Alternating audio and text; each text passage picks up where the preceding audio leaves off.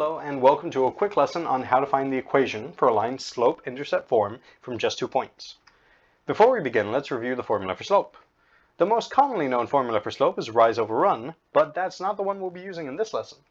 Instead, we'll be focusing on slope equaling y2 minus y1 over x2 minus x1. Although it might look challenging at first, this formula is much easier than it seems.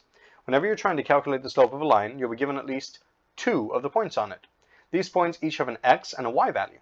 Not surprisingly, point 1 will consist of x1 and y1, and point 2 will consist of x2 and y2. You can also see that our formula has all of those numbered x and y values. Let's color code to make things easier. Whenever you're in doubt about how to solve any particular equation, I find that color coding works best. Now that we've color coded our equation and we have a beginning understanding of how it works, let's move on to an example. In this example, we have been given 2 points. Let's begin by identifying which will be our point 1 and our point 2. Now let's start plugging in values into our equation. Our y2 is 2, our y1 is -4, our x2 is -3, and our x1 is 11. Now that we're done plugging in, I can't help but notice that there are 2 negative signs next to each other. Well, they become a single plus sign. Now let's do our math. 2 plus 4 equals 6. Over -3 minus 11, which is -14. Now we know that both of these numbers are divisible by 2, so 6 divided by 2 is 3, and -14 divided by 2 is -7. Our slope would be -3 over 7. Now that we know our slope, all we have to do is find our y-intercept value. Slope-intercept form contains the slope of a line and the y-intercept of the line. However, it also has a y and x value. The y stands for a y-coordinate value and the x stands for an x-coordinate value. For this example, we have found that our slope is -3 over 7 and we have our points.